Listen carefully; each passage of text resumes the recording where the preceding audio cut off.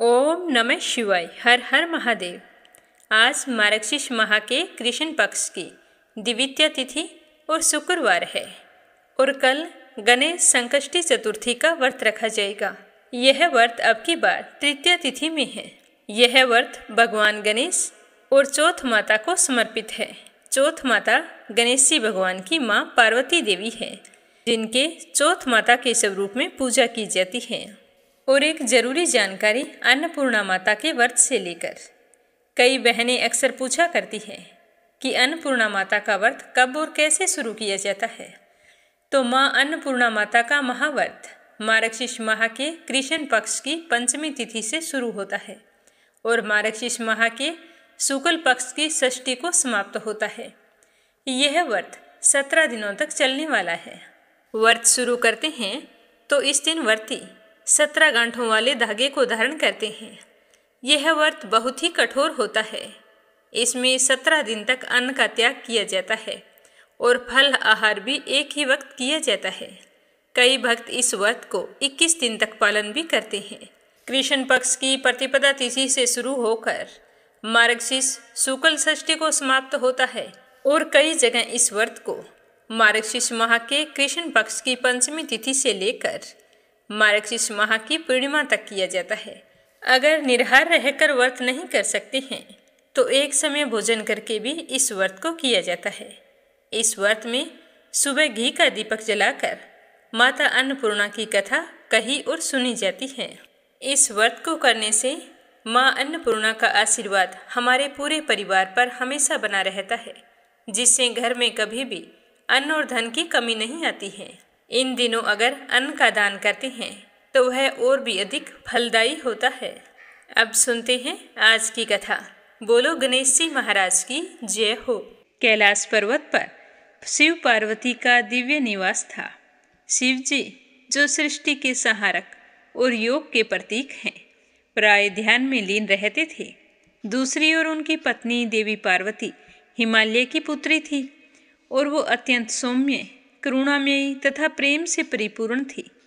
यद्यपि देवी पार्वती स्वयं शक्ति का ही स्वरूप है, लेकिन उनके हृदय में एक विशेष इच्छा यह थी कि मैं भी मातृत्व की भावना का अनुभव करूं।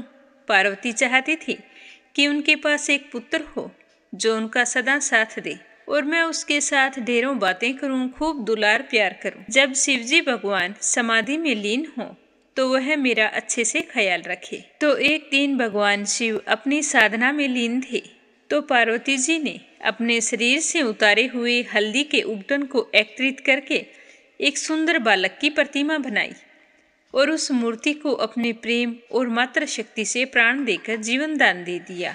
वह बालक तेजस्वी था, जिसका रूप और सौंदर्य बहुत ही अद्भुत था।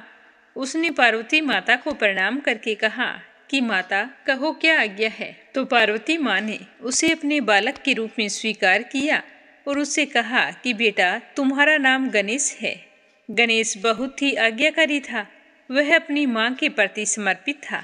उसकी बुद्धि और शारीरिक शक्ति अलौकिक थी और पार्वती के हृदय में भी अपने पुत्र के लिए खूब दुलार और स्नेह था।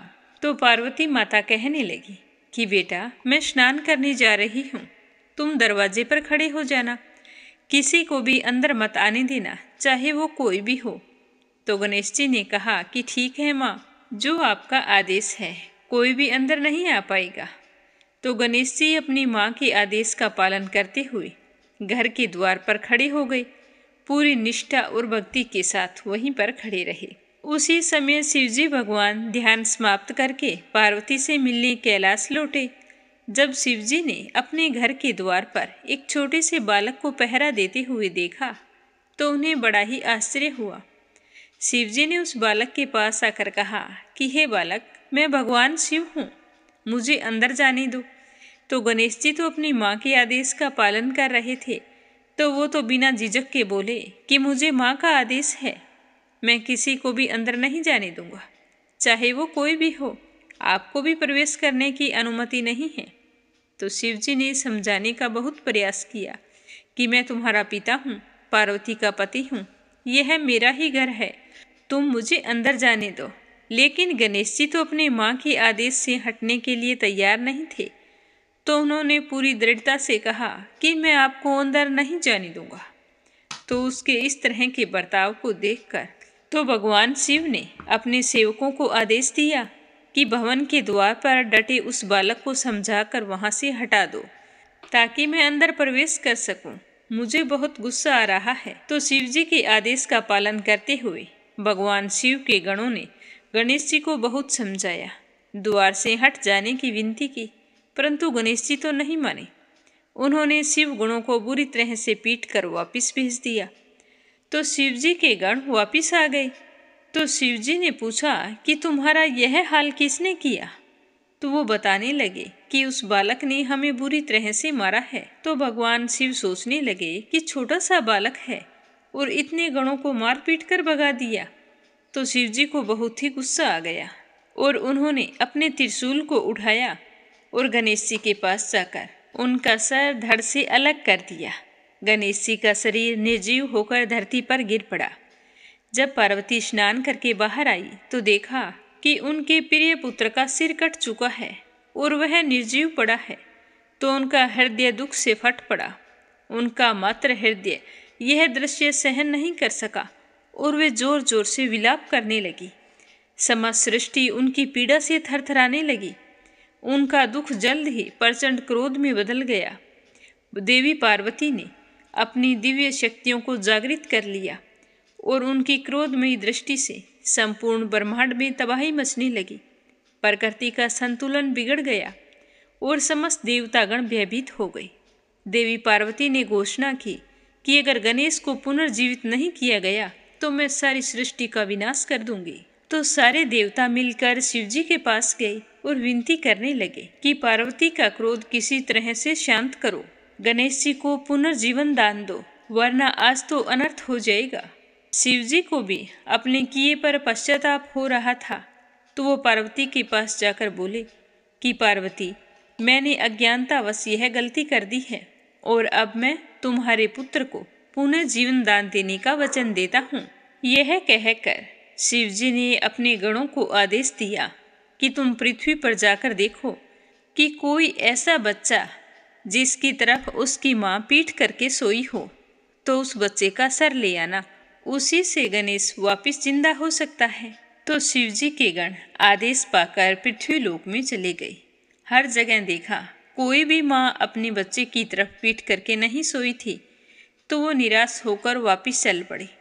तो रास्ते में एक घने वन में देखा कि एक हथनी अपने बच्चे की तरफ पीठ करके लेटी थी। तो उस बच्चे का सर काटकर शिव जी के पास ले आई और भगवान शिव ने उस हाथी के बच्चे के सिर को गणेश के शरीर से जोड़ दिया और फिर अपनी दिव्य शक्तियों से उसे जीवन दान दिया। तो गणेश जी पुनः जीवित हो गए, लेकिन अब उनका सिर हाथी का था। पार्वती अपने पुत्र को फिर से जीवित देखकर बहुत ही खुश हुई, परंतु उनके नए रूप को देखकर उन्हें संकोच भी हुआ। वो शिव जी से कहने लगी कि स्वामी, आपने ये क्या किया है? अब मेरे बच्चे को देखकर सारे लोग मजाक बनाएंगे कि देखो, हाथी का सर लगा है। तो पार्वती की बात सुनकर शिव जी बोले कि देवी पार्वती, यह केवल तुम्हारा पुत्र नहीं है, ये मेरा भी पुत्र है। मैं गणेश की अदम्य भक्ति और निष्ठा को पहचान गया हूँ। मेरा आशीर्वाद है कि हमारा पुत्र सारे जगत के लिए पूजनीय होगा। हर शुभ कार्य में इसकी सबसे पहले पूजा की जाएगी। कोई भी शुभ कार्य गणेश को याद किए बिना शुरू नहीं होगा। यह सब विघ्नों को हरने वाला, सब बाधाओं को दूर करने वाला होगा। सारे देवता भी इसकी पूजा करेंगे। हर शुभ कार्य में गणेश का नाम सबसे पहले लिया जाएगा। इस प्रकार गणेश जी को गणों का अधिपति गणपति के रूप में सम्मानित किया गया। उन्हें ज्ञान, विवेक और बाधाओं को दूर करने वाले देवता के रूप में पूजा जाने लगा। उनके हाथी का सिर प्रतीक बना बुद्धिमत्ता और विवेक का। उनका विशाल पेट समस्त संसार के सुख दुख को धारण करने की क्षमता का प्रतीक बना। उनकी टूटी हुई दांत ने यह संदेश दिया कि जीवन में त्याग और बलिदान ही सच्ची सफलता का मार्ग है। गणेश जी की 4 भुजाएं चारों दिशाओं और 4 प्रकार के कर्मों का प्रतिनिधित्व करती है। उनके एक हाथ में गदा है जो इच्छा और वासना पर नियंत्रण का प्रतीक है। दूसरे हाथ में पास है जो लोगों को गलत मार्ग पर चलने से रोकती है। उनका छोटा वाहन चूहा मानव की इच्छा और अहंकार का प्रतीक है, जिसे गणेश ने वश में कर लिया है। गणेश के अन्य प्रतीक जैसे उनकी बड़ी सी सूंड और छोटी छोटी आंखें हमें यह सिखाती है कि जीवन में सूक्ष्म और गहन दृष्टिकोण रखना चाहिए। उनके बड़े कान हमें यह सिखाते हैं कि सुनने की क्षमता जीवन में बहुत ही महत्वपूर्ण है। हमें दूसरों की बातों को हमेशा ध्यान से सुनना चाहिए। बोलो गणेश जी महाराज की जय हो। अब अपने सुनते हैं मार्गशीर्ष माह के महात्म्य का आगे का अध्याय। रोजाना नियम से सुनते रहिए। बोलो श्री हरि विष्णु भगवान के अनंत स्वरूपों की जय हो। श्री भगवान जी कहते हैं कि घंटा सर्ववाग्म्य है, जो मुझे सर्वदा प्रिय है। मेरी पूजा के समय घंटा बजाने से मनुष्य को 100 कोटि यज्ञों का फल प्राप्त होता है। घंटा नाद सदा ही करने योग्य है। विशेषकर मेरी पूजा के समय घंटा जरूर बजाना चाहिए। मृदंग और शंख की ध्वनि तथा पर्णव के उच्चारण के साथ किया हुआ मेरा पूजन मनुष्य को हमेशा मोक्ष प्रदान करने वाला होता है। मेरे पूजन के समय जो घंटा नाद करता है उसके 100 जन्मों के पाप तत्काल ही नष्ट हो जाते हैं। जो मनुष्य गरुड़ की पीठ पर लक्ष्मी जी के साथ बैठे हुए मुझ शंख चक्र और गदाधारी विष्णु भगवान की पूजा करता है, वह मेरे धाम को प्राप्त होता है। मेरे समीप गीत कीर्तन और नृत्य करके मनुष्य अपने पितरों का उद्धार कर लेता है। और जिस घंटे पर गरुड़ का चिन्ह हो उस घंटे को हाथ में लेकर धूप आरती स्नान पूजा और विलेपन के समय मेरे आगे प्रतिदिन बजाता है, वह प्रत्येक उपचार के बजाने के बदले 100 चंद्रायन से प्राप्त होने वाले फल को प्राप्त करता है। और जो तुलसी काष्ठ का घिसा हुआ चंदन मुझे अर्पित करता है, उसके 100 जन्मों के समस्त पातक नष्ट हो जाते हैं। जो कलयुग के मार्गशीर्ष मास में मुझे तुलसी काष्ठ का चंदन देते हैं, वे निश्चय ही कृतार्थ हो जाते हैं। जो शंख के अंदर चंदन रखकर मार्गशीर्ष के महीने में मेरे अंगों पर लगाते हैं, उनसे मैं अत्यधिक प्रेम करता हूँ। जो अगहन में तुलसी दल और आंवलों से भक्ति पूर्वक मेरी सेवा करता है, वह मनोवांछित फलों को प्राप्त कर लेता है।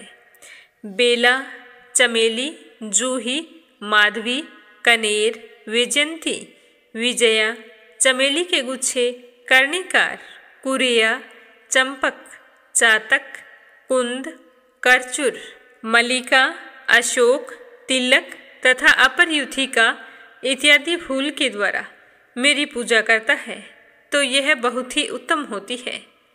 केतकी का पत्ता और फूल, भृंगराज तुलसी का पत्ता और फूल, ये सभी मुझे जल्द ही प्रसन्न कर देते हैं। लाल, नीला और सफ़ेद कमल मार्गशीर्ष के महीने में मुझे अत्यंत प्रिय है। मेरी पूजा के लिए वे ही फूल उत्तम माने जाते हैं जो सुंदर रंग वाले होने के साथ साथ कोमल और सुगंधित हो। बिलव पत्तर, शमी पत्तर, भृंगराज पत्तर और आमलकी पत्तर ये मेरे पूजन के लिए बहुत ही शुभ होते हैं। वन अथवा पर्वत में उत्पन्न होने वाले फूल और पत्ते यदि अपने आप टूटे हुए हों पर छिद्र रहित और कीट वर्जित हों, जिनको कहीं से कीड़ों ने खाया ना हो, उन पत्तों को जल से धोकर उनके द्वारा मेरी पूजा कर सकते हैं। बगीचे में खिलने वाले फूलों से भी मेरी पूजा की जा सकती है। जिन वृक्षों के फूल मेरी पूजा के लिए उत्तम माने गए हैं, उन वृक्षों के पत्ते भी मेरी पूजा के लिए उत्तम होते हैं। फूलों और पत्तों के अभाव में उनके फल भी चढ़ाए जा सकते हैं। इन पत्तों, फूलों और फलों से जो अगहन के महीने में मेरी पूजा करता है, मैं उस पर प्रसन्न होकर उसकी सारी मनोकामनाएं पूर्ण कर देता हूँ। जो मनुष्य तुलसी की मंजरियों से मेरी पूजा करता है, वह मोक्ष का भागी होता है। जो तुलसी का पौधा लगाकर उसके पत्ते से मेरी पूजा करता है, वह मेरे निवास स्थान श्वेत द्वीप में आनंद का अनुभव करता है। जो तुलसी दल से प्रतिदिन मुझ लक्ष्मीपति की पूजा करता है, उसके महापातक भी नष्ट हो जाते हैं। फिर उपपातकों की तो बात ही क्या है। बासी फूल और बासी जल पूजा के लिए वर्जित हैं, परंतु तुलसी दल और गंगा जल बासी होने पर भी वर्जित नहीं होते। बिल्व पत्तर, शमी पत्तर, चमेली पत्तर, कमल तथा कौस्तुभमणि से भी अधिक मुझे तुलसी दल प्रिय है, जिसके पत्ते चाहे अपने आप टूटे हों, कटे फटे नहीं होने चाहिए। उन्हें साफ जल से धोकर मंजरी के साथ मुझे अर्पित करना चाहिए। ऐसी तुलसी मुझे लक्ष्मी के समान प्रिय होती है। जैसे कृष्ण और शुक्ल दोनों पक्षों की एकादशी मुझे प्रिय है, उसी प्रकार गौर और वर्ण दोनों प्रकार की तुलसी मुझे प्रिय है। अतः विद्वान पुरुष को चाहिए कि वह मेरी रामा और श्यामा दोनों तुलसी से मेरी पूजा करे। कौस्तुभमणि आदि असंख्य रतन तभी तक गरजते हैं जब तक श्यामा तुलसी की श्याम मंजरी नहीं मिलती है।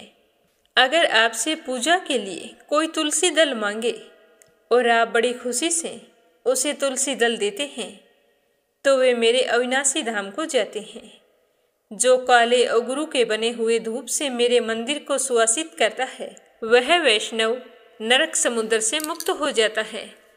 गूगल में भैंस का घी और शक्कर मिलाकर जो मुझे धूप देता है, मैं उसकी सारी अभिलाषा पूर्ण करता हूँ। अगुरु का धूप देह और गेह दोनों को पवित्र करता है। राल का बना हुआ धूप यक्षों और राक्षसों का नाश करता है। चमेली का फूल, इलायची, गूगल, कूट, राल, गुड़, छड़ छरीला और वज्रनखी नामक गंध द्रव्य, इनके साथ धूप का संयोग होने से इन सबको दशांग धूप के नाम से जाना जाता है।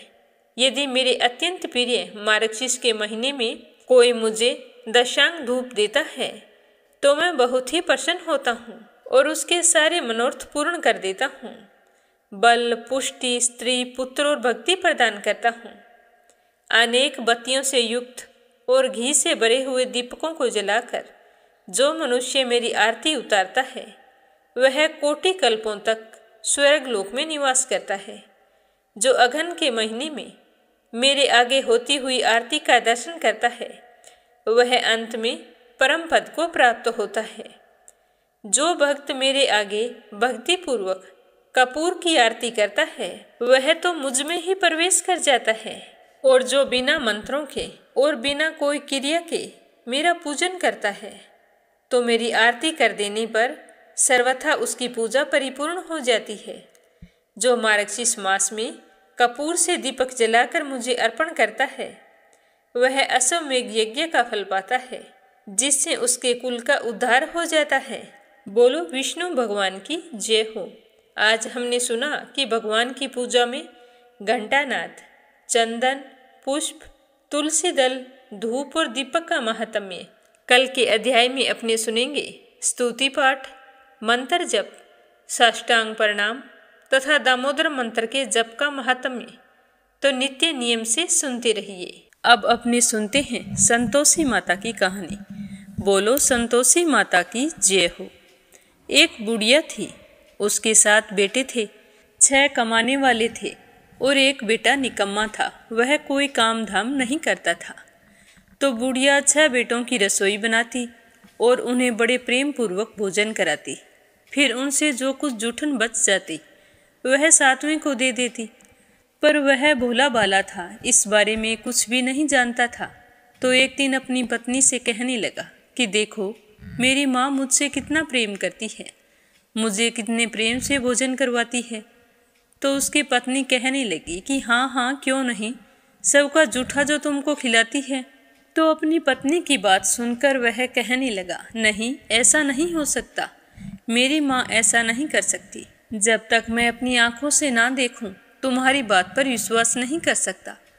तो उसकी पत्नी ने हंसकर कहा कि जब आंखों से देख लोगे तब तो मानोगे। तो उसने कहा ठीक है।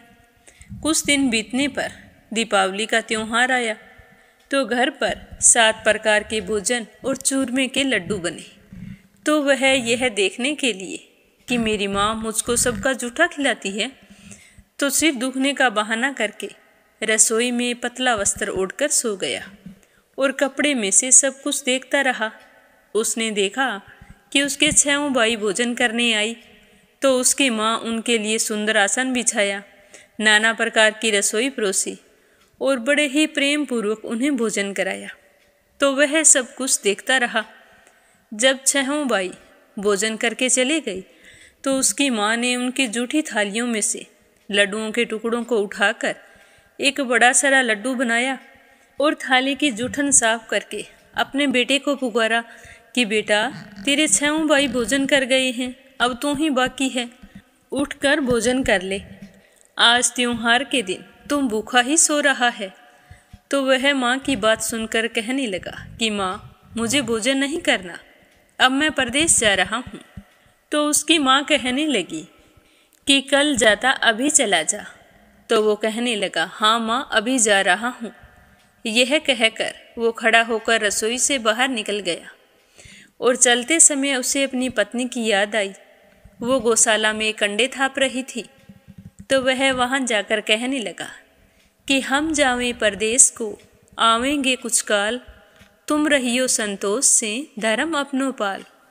तो उसकी पत्नी ने कहा कि जाओ पिया आनंद से, हमारी सोच हटाए, राम भरोसे हम रहें, ईश्वर तुम्हें सहाय।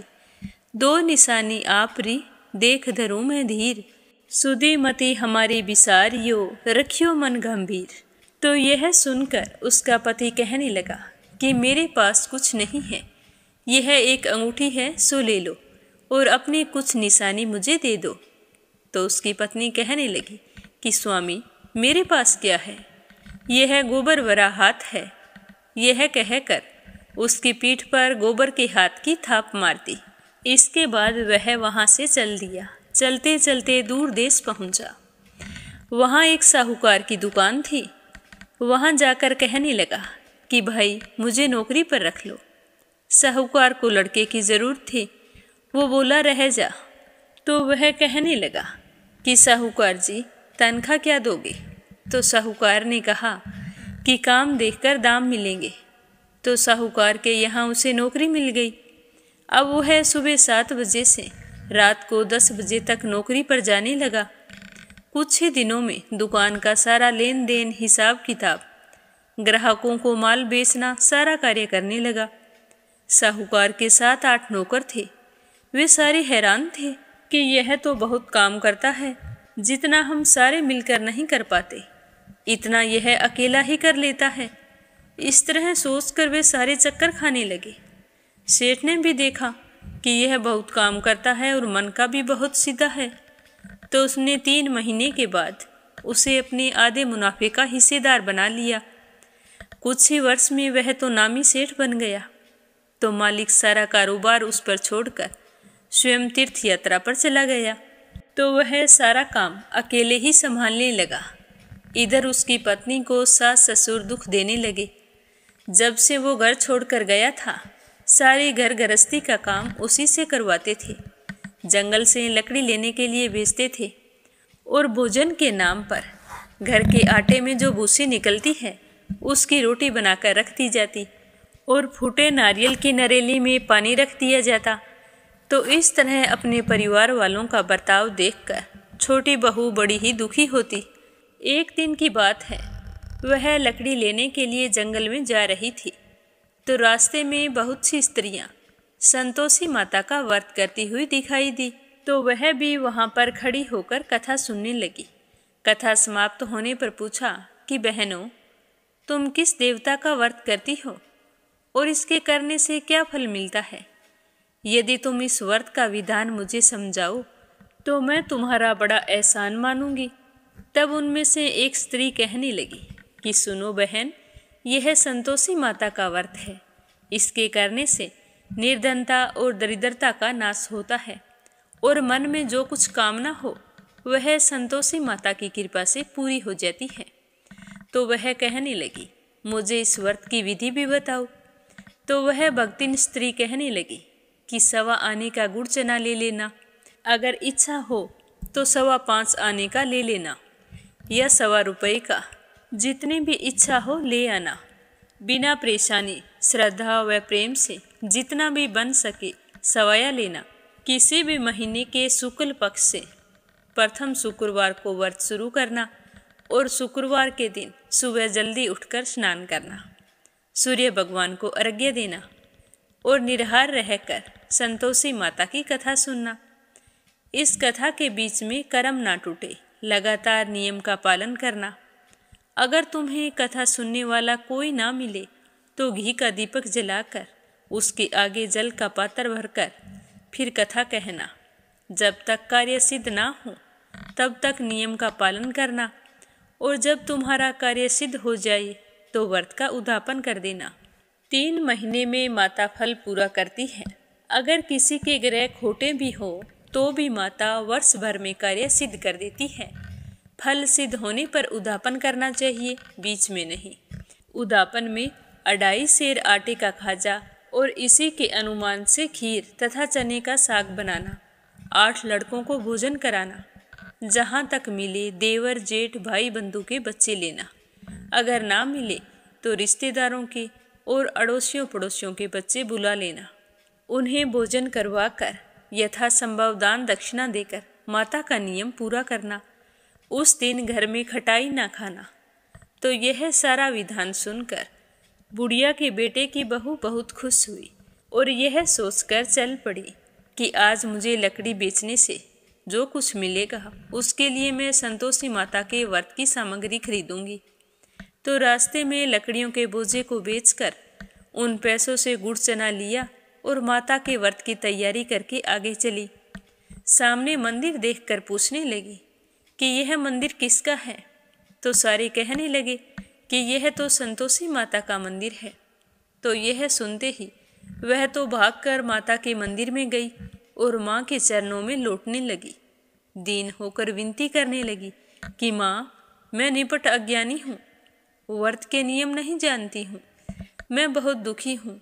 हे माता, हे जगत जननी, मेरा दुख दूर करो, मैं तुम्हारी शरण में आई हूँ। इस तरह विनती करके वो घर आ गई और शुक्रवार का व्रत रखा।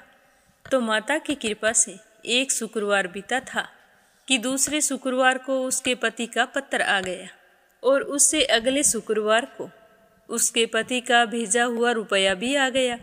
यह देखकर जेठ जेठानी मुंह सिकोड़ने लगे। लड़के ताने देने लगे कि काकी के पास अब तो पत्थर आने लगे, रुपया आने लगा, अब तो काकी की खातिर बढ़ेगी। तो वह बेचारी सरलता से कहती, भैया कागज आए या रुपया, वो तो हम सब के लिए अच्छा है। ऐसा कहकर वो आंखों में आंसू भरकर संतोषी माता के मंदिर में गई और मातेश्वरी के चरणों में गिरकर रोने लगी कि माँ, मैंने तुमसे कब पैसा मांगा? मुझे पैसों से क्या काम है? मुझे तो अपने सुहाग से काम है। मैं तो अपने स्वामी के दर्शन मांगती हूँ। तब माता ने प्रसन्न होकर कहा कि जा बेटी, तेरा स्वामी अवश्य आएगा। तो यह सुनकर वो तो खुशी से बावली होकर घर जाकर काम करने लगी। अब संतोषी माँ विचार करने लगी कि इस भोली पुत्री से मैंने कह तो दिया कि तेरा पति आएगा, लेकिन आएगा कैसे? वो तो इसे सपने में भी याद नहीं करता। उसे याद दिलाने के लिए मुझे जाना पड़ेगा। तो इस तरह सोचकर माता रानी बुढ़िया के बेटे के पास जाकर सपने में प्रकट होकर कहने लगी कि साहूकार के बेटे, सो रहा है या जाग रहा है? तो वह कहने लगा कि माता, ना तो सोया हूँ और ना ही जाग रहा हूँ, कहो क्या आज्ञा है? तो माता रानी कहने लगी कि तेरे घर बार कुछ नहीं है क्या? तो माँ की बात सुनकर वो कहने लगा कि मेरे पास सब कुछ है, भरा पूरा परिवार है, माँ बाप है, भाई भाभी हैं, बहू है, क्या कमी है? तो माँ कहने लगी कि भोले पुत्र, तेरी पत्नी घर पर घोर कष्ट उठा रही है, तेरे माँ बाप उसे दुख दे रहे हैं, वो तो तेरे लिए तरस रही है, तू उसकी सुध ले, तू तो उसे सपने में भी याद नहीं करता। तो वो कहने लगा कि हाँ माता जी, मुझे सब कुछ मालूम है, परंतु मैं जाऊँ कैसे? परदेश की बात है, लेन देन का कोई हिसाब नहीं है, जाने का कोई रास्ता नज़र नहीं आता, कैसे चला जाऊँ? तो माँ कहने लगी कि मेरी बात मान, सवेरे नहा धोकर संतोषी माता का नाम ले, घी का दीपक जलाकर दंडवत कर दुकान पर जा बैठ, तो देखते ही देखते दुकान का सारा लेन देन चुक जाएगा, जमा माल बिक जाएगा, सांझ होते होते धन का भारी ढेर लग जाएगा। यह कहकर माता रानी उसके सपने से अंतर्ध्यान हो गई। अब सुबह होते ही वह तो सपने की बात को मानकर सुबह नहा धोकर संतोषी माता को दंडवत घी का दीपक जलाकर दुकान पर जाकर बैठ गया। थोड़ी देर में ही देखता है कि देने वाले रुपया लाने लगे, लेने वाले हिसाब लेने लगे।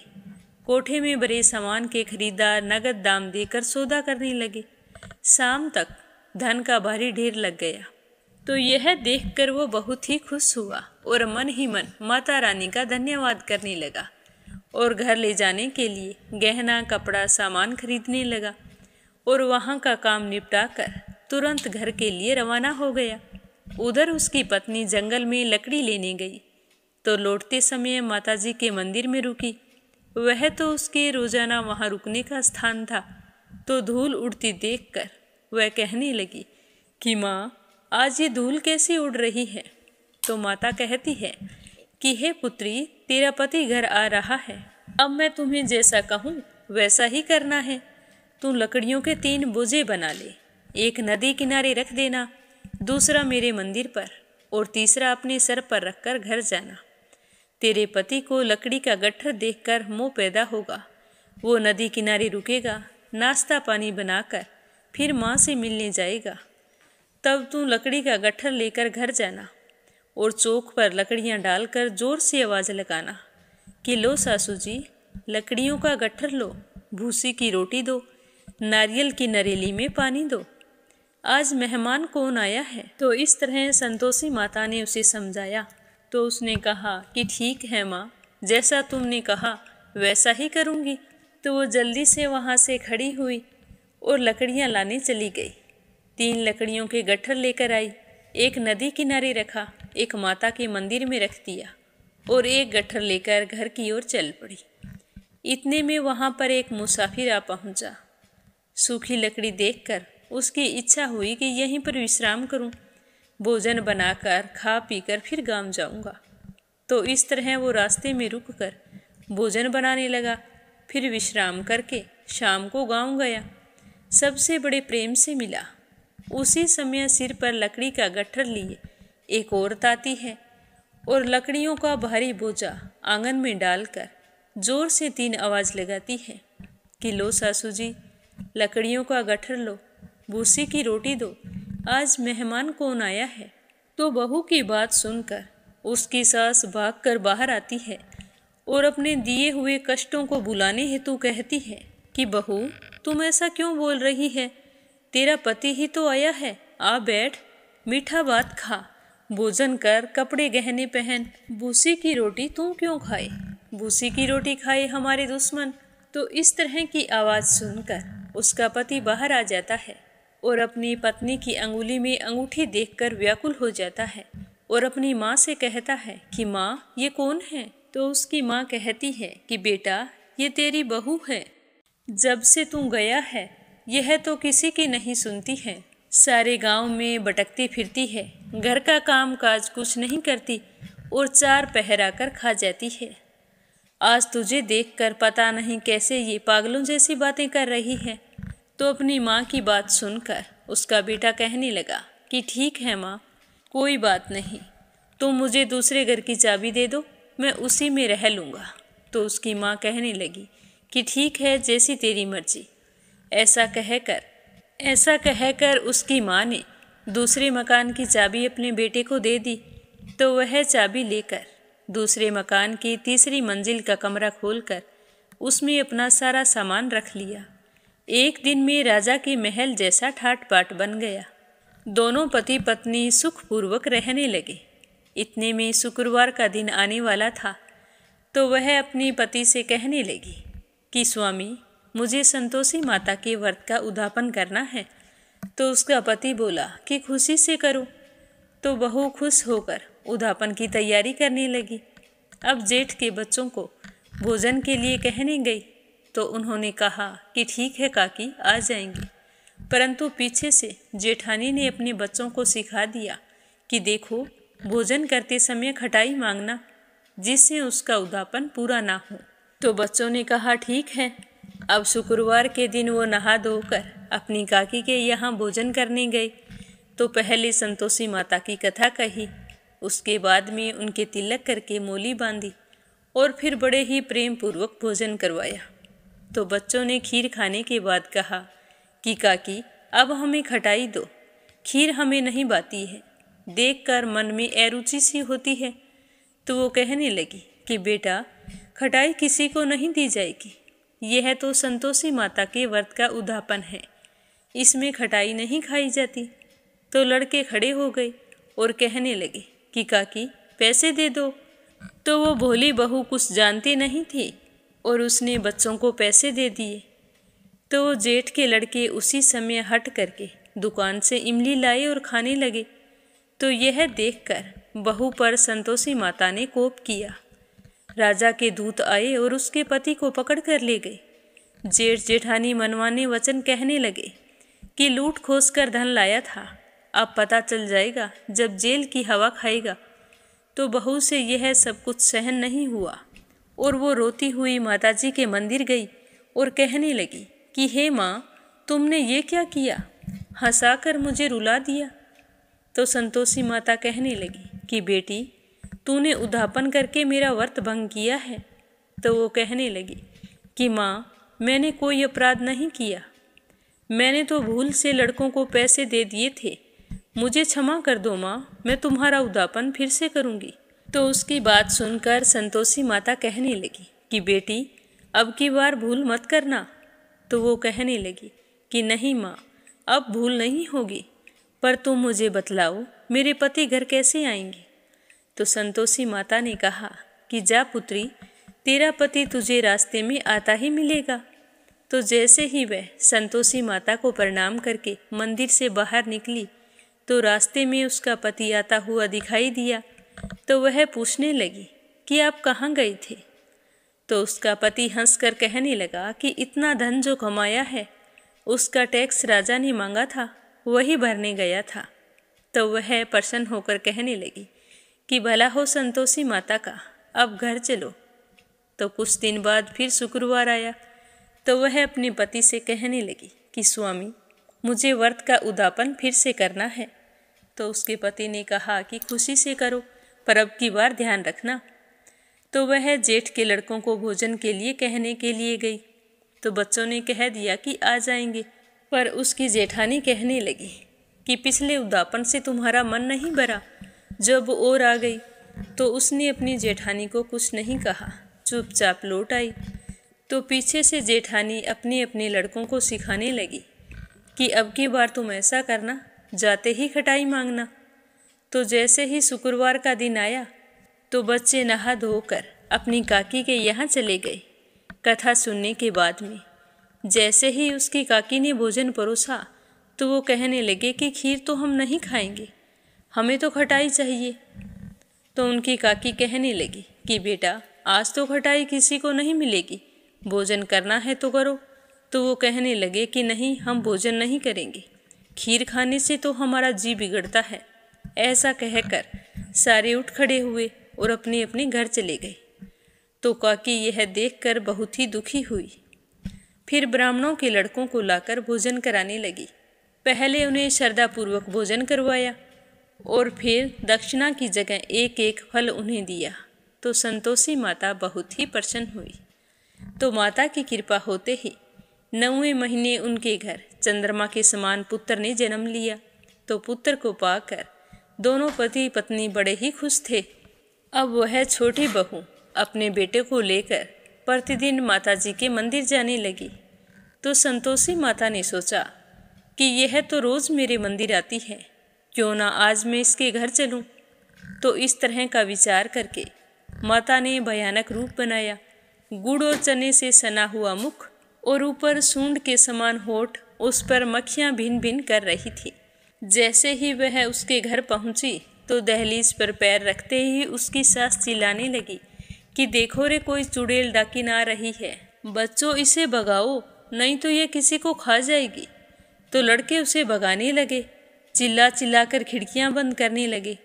तो छोटी बहू ऊपर कमरे में बैठी थी, आवाज़ सुनकर उसने खिड़की में से देखा तो वह तो प्रसन्नता से पागल हो गई और अपने दूध पीते बच्चे को हटाकर पागलों की तरह भागती हुई नीचे आ गई और कहने लगी कि आज माताजी मेरे घर आई हैं।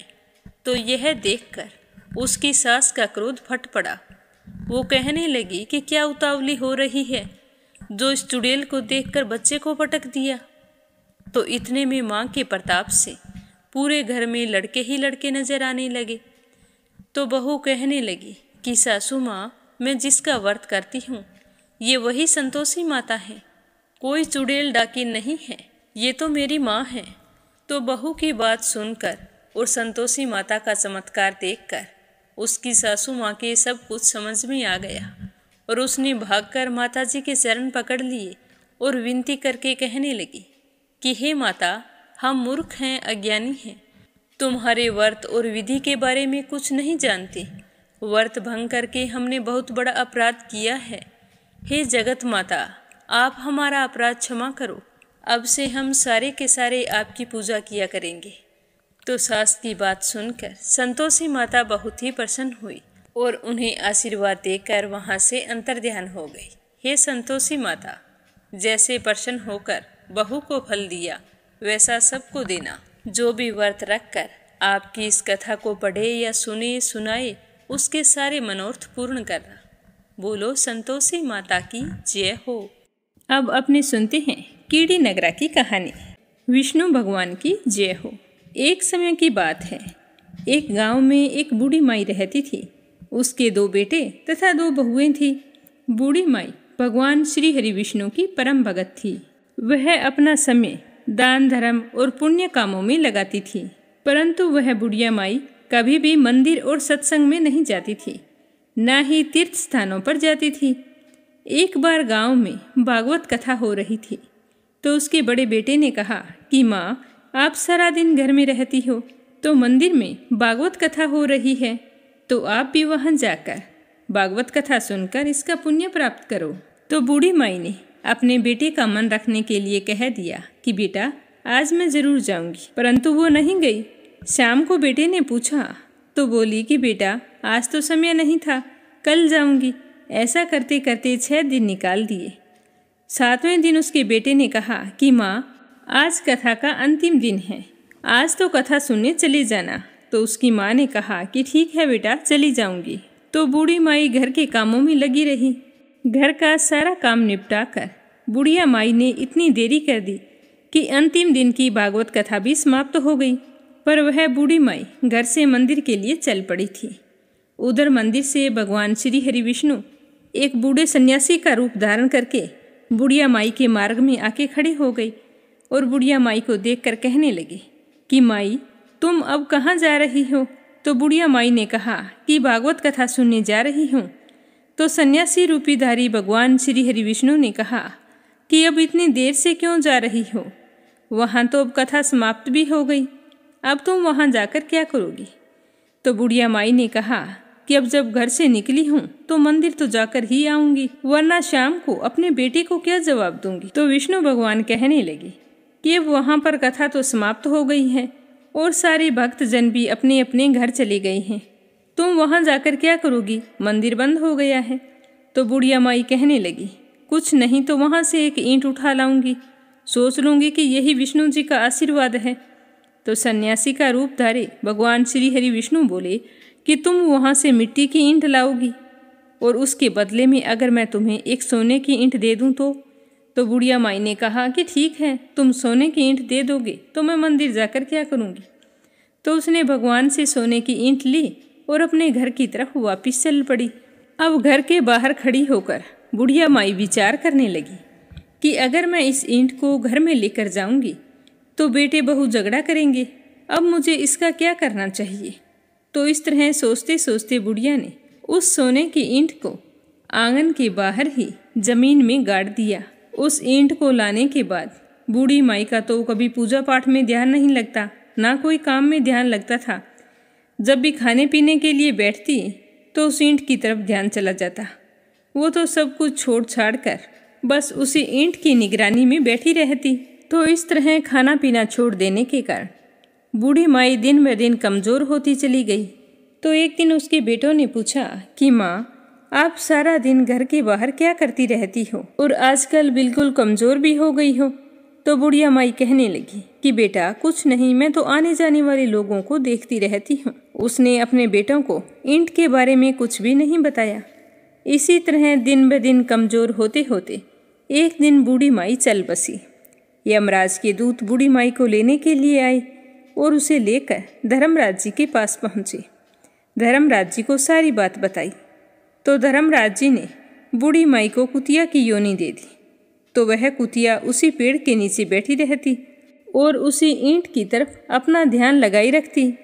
तो इस तरह टकटकी लगाई देखकर बुढ़िया माई की बहू ने अपने पति से कहा कि इस कुतिया को यहाँ से भगा दो, यह तो पागलों की तरह एक ही तरफ देखती रहती है, कहीं बच्चों को ना काट खाए। तो उस बहू के पति बुढ़िया के बेटे ने एक लकड़ी उठाई और जोर से उस कुतिया को दे मारी। तो कुतिया तो बेचारी उस मार को सहन नहीं कर पाई और वो मर गई। मरकर फिर धर्मराज जी के पास गई तो धर्मराज ने उसे अब की बार सर्प की योनि दे दी। अब वह तो सर्प बनकर वहीं पर आ गई। जब भी समय मिलता आंगन के बाहर जहाँ सोने की ईंट गड़ी थी वहाँ चक्कर लगाकर वापिस चली जाती। एक दिन बेटे बहू की नज़र उस पर पड़ गई तो उन्होंने उस सांप को भी मार दिया। तो इस प्रकार वो बूढ़ी माई दूसरी योनि से छूटकर धर्मराज जी के पास पहुंची। तो अब की बार धर्मराज जी ने उसे कीड़ी नगरा बना दिया। अब बूढ़ी माई कीड़ी का रूप धारण करके उस आंगन में रहने लगी और वहीं उसी आंगन में अपना कीड़ी नगरा बना लिया। आंगन में कीड़ी नगरा हो गया तो घर वाले बहुत ही परेशान हो गए। यहाँ तक कि भोजन भी नहीं बना पा रहे थे। चलने में समस्या, जगह जगह सारे घर में कीड़े ही कीड़े नजर आ रहे थे। तो इससे सारे घर वाले परेशान हो गए और मन ही मन स्मरण करने लगे, क्या करें क्या ना करें, पता नहीं ये कैसी मुसीबत आ गई है और इससे पीछा छुड़ाने का कोई उपाय भी नजर नहीं आ रहा है। तो तभी भगवान श्री हरि विष्णु सन्यासी का रूप धारण करके वहाँ आए और बोले कि बेटा हमें कुछ खाने को दे दो। तो घर वालों ने कहा कि महाराज आज हमने खाने के लिए कुछ नहीं बनाया है, क्योंकि हमारे घर में कीड़ी नगरा हो गया है और हर जगह कीड़ियाँ घूम रही हैं। अगर आपके पास इसका कोई उपाय हो तो बतलाइए। तो महाराज ने उनकी बात सुनकर कुछ देर तक ध्यान लगाया और फिर कहा कि आंगन के बाहर यह जगह है, इसे खोदो। तो भगवान श्री हरि विष्णु ने उसके दोनों बेटों से उस जगह को खुदवाया तो वहाँ सोने की ईंट निकली। तो ब्राह्मण ने उस ईंट को निकालकर उसके बेटों को दे दी और कहा कि तुम्हारी माँ के नाम से दान पुण्य करना, धर्मशाला बनवाना, स्कूल बनवाना, प्याऊ लगवाना, गौशाला में जाकर गाय के चारे का प्रबंध करना। तो दोनों ने उस बूढ़े ब्राह्मण के सामने तो हाँ कर दी, लेकिन जैसे ही वह गया तो पीछे से दोनों भाई लड़ाई करने लगे। एक कहता कि दान तू कर, दूसरा कहता कि दान तू कर, मैं नहीं करूँगा। तो इस तरह से दोनों बेटों ने अपनी माँ के नाम से कोई भी दान पुण्य नहीं किया। तो कीड़ी नगरा वहाँ से कहीं नहीं गया, उसी स्वरूप में वहीं पर स्थापित रहा। कुछ दिन बाद में वही सन्यासी फिर आया और कहने लगा कि बेटा मेरे भोजन की व्यवस्था करो। तो बुढ़िया माई के बेटों ने भगवान स्वरूपधारी सन्यासी महाराज से कहा कि महाराज हमारे घर की हालत तो वैसी की वैसी ही है, कीड़ी नगरा तो वैसे ही है, आपने तो कहा था कि चला जाएगा। तो भगवान कहने लगे कि मैंने तुम्हें दान पुण्य करने के लिए बोला था, क्या तुमने किया? सन्यासी की बात सुनकर दोनों भाई बड़े ही शर्मिंदा हुए और सर झुकाकर खड़े हो गए। तो सन्यासी उनसे कहने लगा कि लाओ वो ईंट के टुकड़े लेकर आओ, उन्हें बेचकर जो भी धन मिले उस धन से तुम्हारी माँ के नाम से दान पुण्य करो। इस कीड़ी नगरी पर शक्कर, घी और आटा डालो। अगर तुम ऐसा करोगे तो तुम्हारी माँ को मोक्ष प्राप्त होगी। तुम्हारी माँ को अभी तक मोक्ष नहीं मिली है और वही कीड़ी नगरी के रूप में आपके घर में रह रही है। ऐसा कहकर सन्यासी वहाँ से चले गए। फिर उन दोनों भाइयों ने उस सोने की ईंट को बेचकर उसे जो भी धन मिला उसे माँ के नाम से दान पुण्य किया, मंदिर और धर्मशालाएं बनवाई, गरीब कुंवारी कन्याओं का विवाह करवाया, कुएं, बावड़ी, तालाब आदि बनवाई और रोजाना नियम से कीड़ी नगरे पर आटे में घी और शक्कर मिलाकर उस पर डाला करते थे। 21 दिन तक ऐसा किया तो उनके घर से कीड़ी नगरा चला गया और उनके घर में भगवान श्री हरि विष्णु की कृपा से अन्न धन के भंडार भर गए। तभी से माना जाता है कि जो भी व्यक्ति रोजाना सुबह सवेरे कीड़ी नगरे पर जो भी व्यक्ति आटे में शक्कर और घी मिलाकर डालता है तो उनके घर में कभी भी अन्न धन की कमी नहीं आती। वह हमेशा अपना जीवन सुख शांति से व्यतीत करता है और उनके वंश में वृद्धि होती है। उसके घर में कभी कोई कष्ट नहीं आता। उसका जीवन सदा सर्वदा आनंद से व्यतीत होता है। उसके परिवारजन उससे अत्यधिक प्रेम करते हैं। इसीलिए हर मनुष्य को अपने जीवन काल में एक बार कीड़ी नगरा सींचने का नियम जरूर लेना चाहिए। जब भी कीड़ी नगरा सींचे तो कीड़ी नगरे की कथा को बड़े ही श्रद्धा भाव से सुनना चाहिए। बोलो विष्णु भगवान की जय हो। अब अपने सुनते हैं लप्सी और तपसी की कहानी। बोलो लप्सी तपसी की जय हो। बहुत पुराने समय की बात है। एक गांव में एक ब्राह्मण परिवार रहा करता था। उसमें पति पत्नी के अलावा उनके 2 बच्चे थे। एक बेटा था, एक बेटी थी। ब्राह्मण दंपति बहुत ही सरल स्वभाव के थे। समय मिलने पर प्रभु का स्मरण किया करते थे। उनकी बेटी बहुत ही संस्कारी और सुशील थी, लेकिन उनका बेटा आवारा किस्म का था। वह कोई काम धाम नहीं करता और ना ही कभी अपने माँ बाप का कहना मानता था। समय के साथ दोनों बहन भाई बड़े हो गए। बहन की शादी कर दी गई, पर भाई का वही हाल था। उसके माँ बाप ने उसे समझाया कि बेटा अब हम वृद्ध हो चले हैं, तुम कोई काम किया करो, लेकिन उस पर उनकी बातों का कोई असर नहीं होता था। तो एक दिन ब्राह्मणी अपने पति से कहने लगी कि स्वामी आप बिल्कुल काम छोड़ दीजिए। जब घर में कुछ भी नहीं होगा तो यह अपनी जिम्मेदारी समझेगा और काम पर लग जाएगा। तो ब्राह्मण ने दूसरे दिन से काम पर जाना छोड़ दिया। तो यह देखकर उनके बेटे ने कोई काम नहीं किया और चोरी करने चला गया।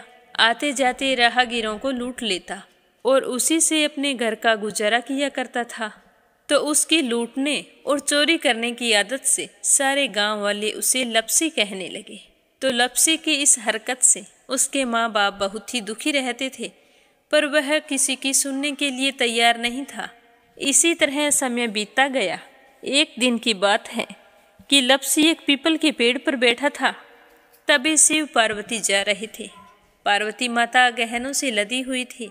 तो लप्सी उन्हें देखकर सोचने लगा कि सूरत के कितने गहने हैं, आज ये सारे के सारे लूट लूँगा तो मुझे कई महीनों तक चोरी नहीं करनी पड़ेगी। तो वह लूटने के इरादे से पीपल की ओट में होकर बैठ गया। जैसे ही शिव पार्वती वहाँ से जाने लगे तो लप्सी एकदम से शिव पार्वती के सामने आकर कहने लगा कि जल्दी से जितने सारे गहने पहन रखे हैं उतार दो। तो पार्वती माता कहने लगी कि तुम चोरी क्यों करती हो, तुम्हें पता है चोरी करना पाप है। तो लप्सी कहने लगा कि क्या करूं, घर पर मेरे माँ बाप हैं, मेरी एक भांजी है, उनके लिए दोनों समय भोजन की व्यवस्था कहाँ से करूं, मुझे कोई काम तो आता नहीं है। तो लप्सी की बात सुनकर पार्वती माता कहने लगी कि तुम जो चोरी करके पाप करते हो, इस पाप का भागी कौन बनेगा। तो लप्सी कहने लगा कि मेरे घर वाले सारे बनेंगे। तो पार्वती माता कहने लगी कि कोई नहीं बनेगा, पाप के भागी केवल तुम बनोगे। तो लप्सी कहने लगा कि मैं लूट खोस कर उन्हीं के लिए लेकर जाता हूँ, तो पाप के भागी तो उन्हें बनना ही पड़ेगा। तो लप्सी की बात सुनकर पार्वती माता ने हंसकर कहा कि हम यहीं पर बैठे हैं और तुम अपने घर जाओ, अपने घर वालों से पूछो कि कोई तुम्हारे पाप का भागी बनेगा क्या। तो यह सुनकर लप्सी भागा भागा अपने घर आया और अपनी माँ के पास गया और कहने लगा कि माँ, मैं चोरी करके लाता हूँ, राह चलते राहगीरों को लूटता हूँ, तुम्हारे लिए ही तो करता हूँ। तो तुम मुझे एक बात बताओ, चोरी करने से जो पाप लगता है तो आप मेरे पाप के भागी बनोगे। तो लप्सी की बात सुनकर उसकी माँ कहने लगी कि बेटा, मैंने तो तुमसे नहीं कहा कि तुम चोरी करके लाओ, तुम कमा कर लाओ, हमें तो 2 वक्त की रोटी चाहिए, मैं तो तुम्हारी पाप की भागी नहीं बनूंगी। तो माँ के मुंह से इस तरह की बात सुनकर लप्सी तो हैरान हो गया फिर वह अपने पिताजी के पास गया और जाकर कहने लगा कि पिताजी, मैं जो कुछ भी लूट खोस के लाता हूँ वो आपके लिए ही तो लाता हूँ। देखो मैंने लूट कर कितना धन इकट्ठा कर लिया है, कितने ऐशो आराम हैं तुम्हारे।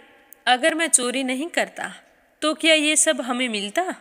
पिताजी, मैं तुमसे एक बात पूछता हूँ कि चोरी करने से पाप लगता है, तो उस पाप में आप मेरे भागीदार बनोगे क्या? तो लप्सी की बात सुनकर उसके पिताजी कहने लगे कि बेटा, मैंने नहीं कहा कि तुम चोरी करके लाओ, तुम कमा कर लाओ, मैं तुम्हारे पाप का भागी नहीं बनूंगा। तो माँ बाप के मुंह से इस तरह की बात सुनकर वह बहुत ही उदास हुआ और सोचने लगा कि मैं कितने महीनों से चोरी कर रहा हूँ, ना जाने मुझ पर कितना पाप चढ़ गया है, और ये तो बोल रहे हैं कि पाप के भागी हम नहीं बनेंगे, तो अब क्या होगा?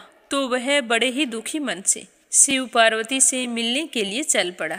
जैसे ही घर से बाहर निकलने लगा तो उसकी छोटी सी भांजी दरवाजे पर खेल रही थी। उसे पता नहीं था कि पाप पुण्य क्या होता है, तो वो कहने लगी कि मामा, पाप की भागी मैं बनूंगी। तो उसके इस तरह कहते ही लप्सी ने उसे गोद में उठाया और चल पड़ा।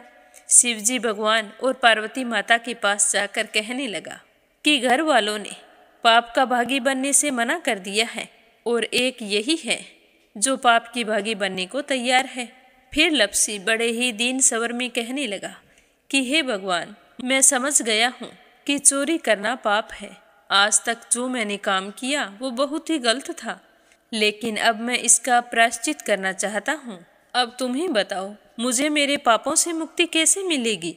तो उसकी बात सुनकर शिव पार्वती बहुत ही खुश हुए और लप्सी को कच्चे सूत का एक छोटा सा गोला देते हुए कहा कि लप्सी, ये सूत लो और इस पीपल के चारों ओर परिक्रमा लगाओ।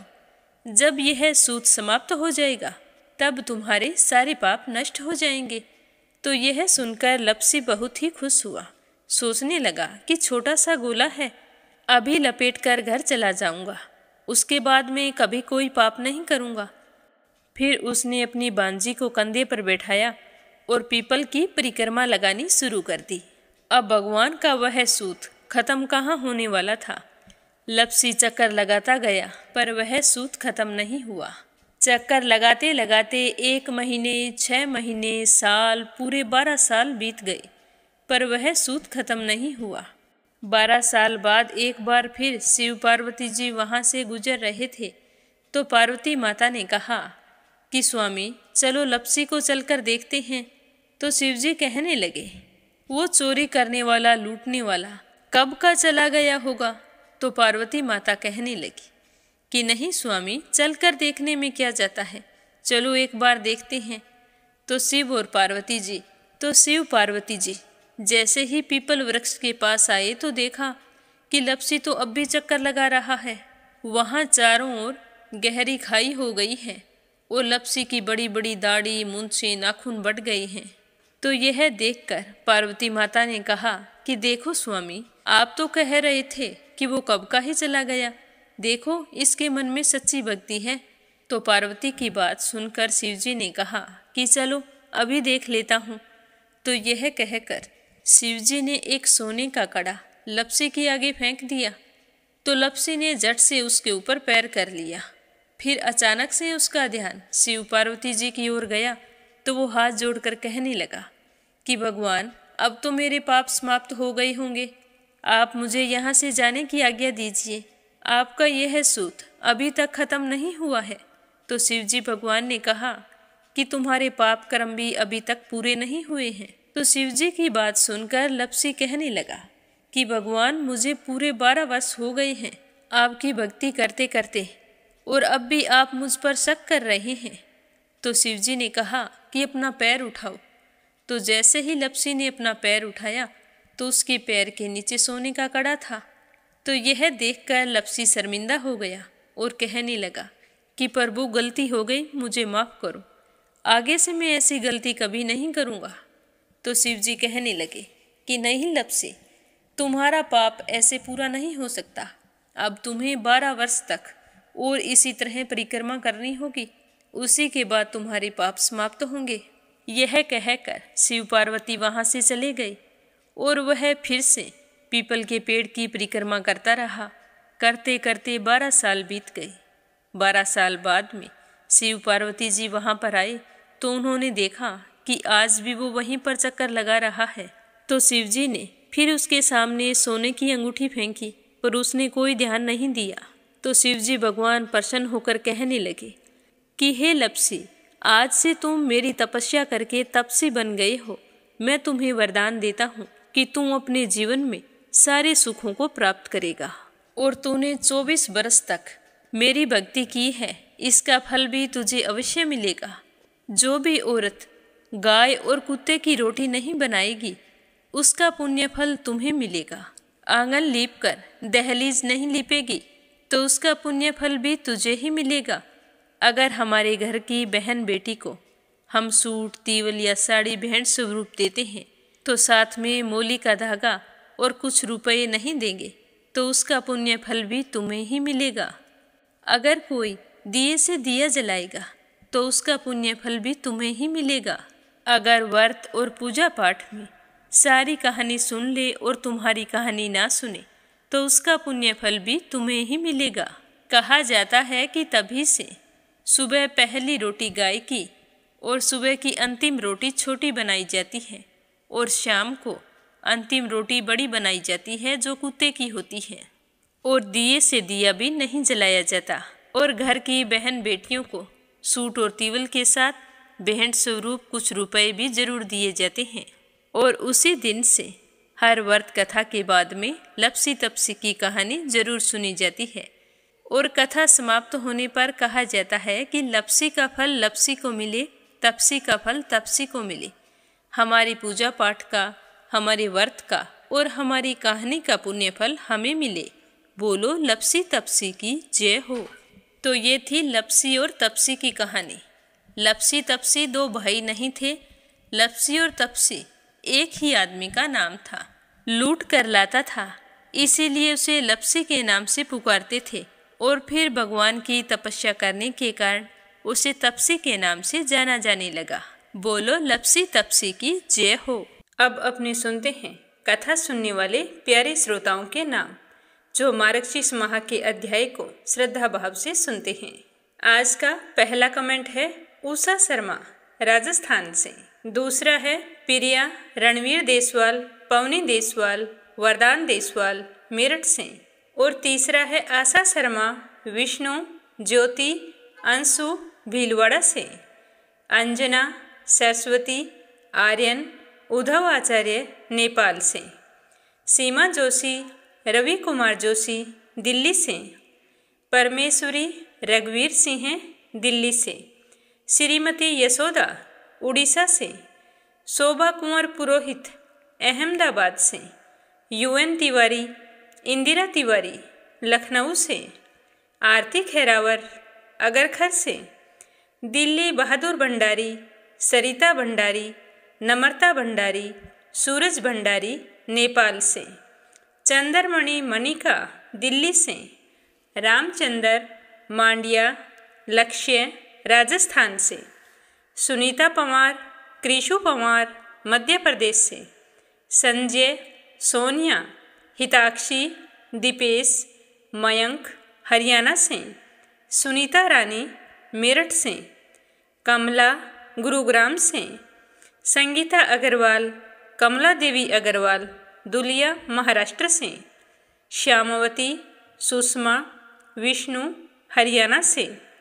राधा रोहिला, दिल्ली से। अनिल चतुर्वेदी, कल्पना चतुर्वेदी, धीरज चतुर्वेदी, अमित चतुर्वेदी, मिधिर चतुर्वेदी, राध्या चतुर्वेदी, मध्य प्रदेश से।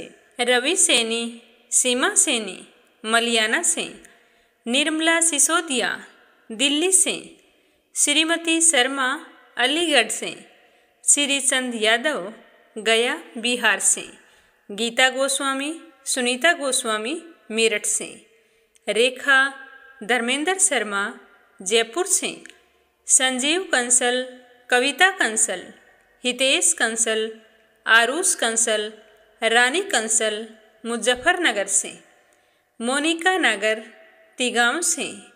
अपराजिता, मीना श्रीवास्तव नेपाल से, के लक्ष्मण दास उमरकोट से, मीनू वालिया दिल्ली से, नीलम जायसवाल हैदराबाद से, गोवर्धन बैठा रांची से, मीरा अग्रवाल बंगाल से, सुनीता गोयल उत्तराखंड से, कांता, अमन जी, सीमा सरकार हरियाणा से, सविता यादव, निहाल यादव प्रयागराज से, चंद्रकांता दिल्ली से, प्रोमिला मलिक, मीनू, हर्षल, भौमिक मलिक सोनीपत से, नर बहादुर पाल, भागीरथी पाल नेपाल से, सुनीता तुंतुवाए मध्य प्रदेश से, बीना, देविका, कनिका वाशने अलीगढ़ से, अशोक कुमार जी भटनागर भोपाल मध्य प्रदेश से, बीनू मेहरा दिल्ली से, किरण पानीपत से, इंदिरा देवी, अनुष्का, अंशिका गुप्ता, श्रीमती ज्योति, सिमरन, सूरज गुप्ता आजमगढ़ से, उषा देवी औरंगाबाद से, सुनीता गोस्वामी, गीता गोस्वामी, खुशी गोस्वामी मेरठ से, रजनी बड़ोला उत्तराखंड से, मैना सत्यनारायण जी प्रजापत जोधपुर से, नर बहादुर पाल, भागीरथी पाल नेपाल से, वीना कालरा आगरा से, रुक्मणी शर्मा अंबाला से, सुमन चांदोरा जोधपुर से, रिधिमा परमिला सुरेश यादव धामतरी से, शोभा सिंह आजमगढ़ से, सुदेश शर्मा बीके शर्मा लुधियाना से,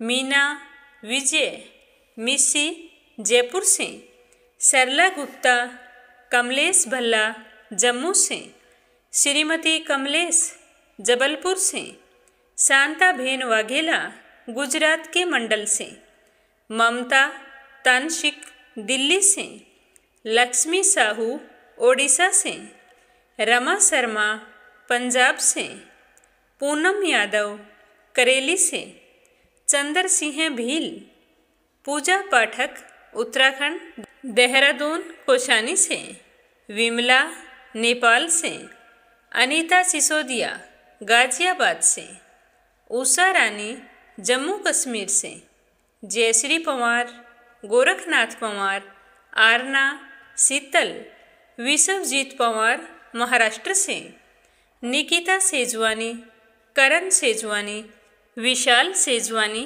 पवन सेजवानी, पायल सेजवानी अहमदाबाद से, देवी सिंह, कार्तिक, पायल, सौम्या, उमा रघुवंशी गजबा सौदा से, पुष्पा चंदर बेंगलुरु से, कमलेश लाल रुड़की से, जानवी मिश्रा, राधिका मिश्रा, गौरी मिश्रा, सचिन मिश्रा, सोनम मिश्रा, माधवी मिश्रा बाराबंकी से, राधा रानी बिश्नोई राजस्थान से, स्मिता सीताराम गायकवाड़ महाराष्ट्र से, बसंती गैटलवर दुबई से, दर्शन देवी मुरादनगर से। सभी श्रोताओं का तहे दिल से धन्यवाद। भगवान के आशीर्वाद से आप सभी सुखी, संपन्न और स्वस्थ रहें। इसी मंगल कामना के साथ ओम नमः शिवाय। हर हर महादेव।